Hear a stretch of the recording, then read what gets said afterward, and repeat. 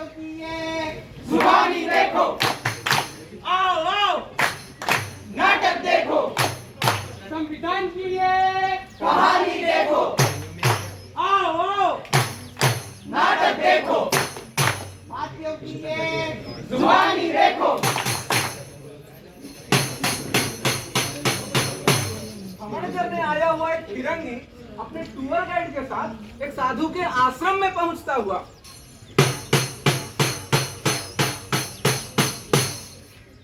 महाराज आश्रम। बच्चों, हमें अपने भारतीय होने पर उजागर होना चाहिए, क्योंकि जननी जन्मभूमि स्वर्ग से महान है। भारतीय, ये भारत क्या है? भारत, अगर नहीं पता ये नाम तो सुनो, तुम्हें समझाते हैं। भारत के अस्तित्व की गाथा तुम्हें संस्कृत में सुनाते हैं। उत्तरम यत् समुद्रस्य हिमाद्रेश्चैव दक्षिणम वर्षम तद भारतम नामम भारती यत्र। साधु साधु।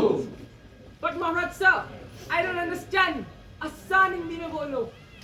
बस समझाओ इस नादान को। जी महाराज, तो सुनो, वो राज्य जो महासागर से उत्तर में है और हमारे पर्वत को मुकुट की तरह धारण करता है। उस राज्य को हम भारत कहते हैं और हम भारतीय उसके रहवासी।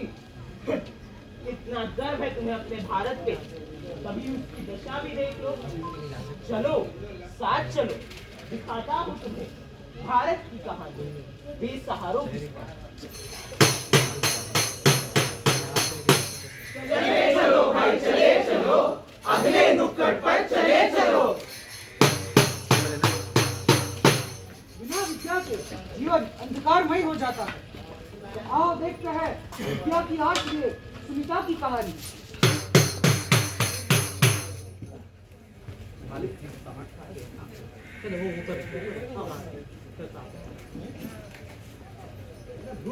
अरे बोने का समय आ चुका है, चलो जल्दी दिखाते हैं।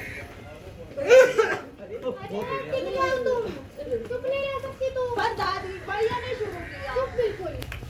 मेरे लाल, क्या तेरे स्कूल का सामान ले आया? हमारे खानदान का तू इकलौता चिराग है, तुझे ही हमारा नाम रोशन करना है। जी दादी। दादी दादी, मैं भी भैया के साथ स्कूल का सामान लेने जा सकती हूँ। एक पूरी शांत रह। क्या करेगी स्कूल जाकर? क्या इसके साथ घर का सामान ला? चल भागा शरीर।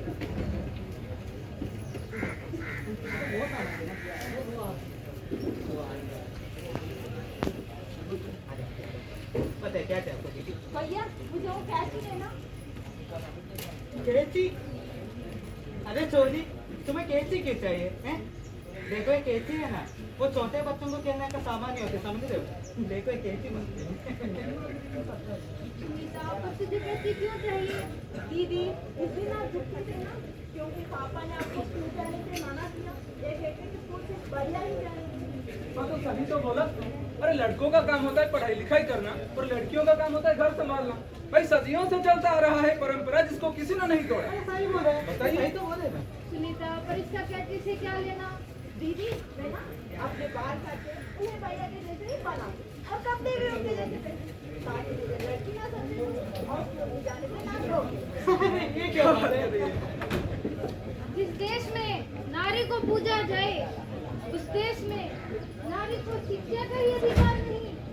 पता नहीं ये इसकी किस्मत है या मजबूरी, पर शायद इसके भविष्य के लिए यही है जरूरी। चले चलो भाई चले चलो, अगले नुक्कड़ पर चले चलो। बिना सम्मान जीना मृत्यु से भयावह है। आओ देखते हैं सम्मान की असली कचरा की कहानी।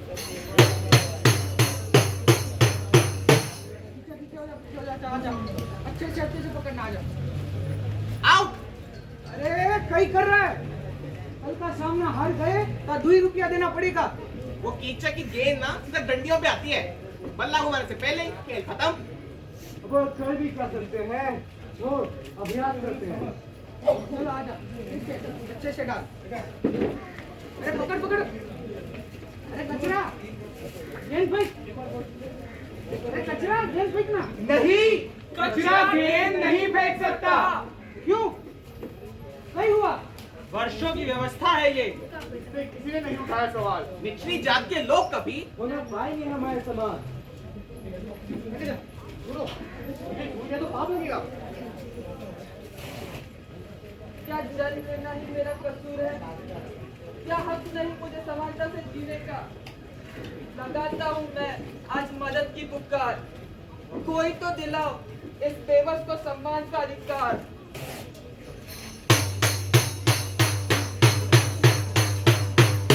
चले चलो भाई चले चलो, अगले नुक्कड़ पर चले चलो। शाम को सभी आश्रम लौटकर आते हैं।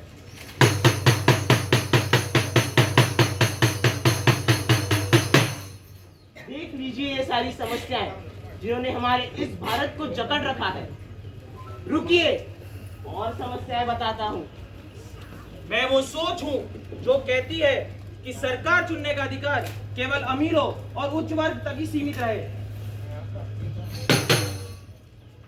मैं वो सोच हूँ जो कहती है कि जो नियम बनाया गया है उसमें समय के अनुसार परिवर्तन नहीं हो सकता। ये क्या लगा? भारत में केवल ये समस्याएं ही हैं? नहीं, ऐसा नहीं है। कोई तो होगा, कोई तो अवश्य आएगा जो इन सभी समस्याओं का हल देगा। दिन ढले ऋतु पलटे, सालों चला संघर्ष, इंतजार का घड़ा भरा पूरा, अब बचा बस निष्कर्ष।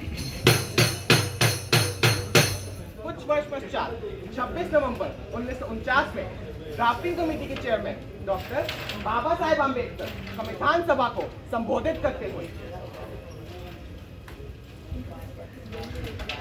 In our Constituent Assembly, this 26th day of November 1949 is enacted to give ourselves this Constitution. Article 45 इस अनुच्छेद के तहत हर व्यक्ति को निःशुल्क एवं अनिवार्य शिक्षा का प्रावधान है। आर्टिकल 70 इस अनुच्छेद अनुसार अस्पष्टता को समाप्त कर दिया गया है और किसी भी रूप में इसका अभ्यास निषिद्ध है।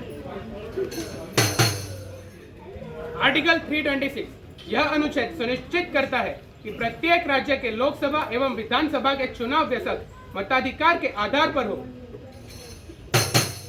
आर्टिकल 368 यह अनुच्छेद सांसद को औपचारिक रूप से संविधान में संशोधन कराने का अधिकार देता है। यह एक विशिष्ट प्रक्रिया के बाद परिवर्तन, बदलाव या निरासन की अनुमति देता है।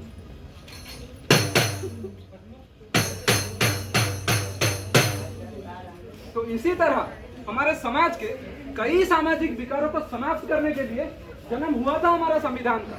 और आज के दिन 26 जनवरी को इसी संविधान के जन्म को याद करने के लिए हम इसी दिन को गणतंत्र दिवस के रूप में मनाते हैं। तो हमें है अपने संविधान से प्यार, भारत के विकास का यही है आधार। हमें अपने संविधान के पास हमारे अधिकारों की यही है आवाज। खत्म हुआ ये नाटक हमारा, आप सभी को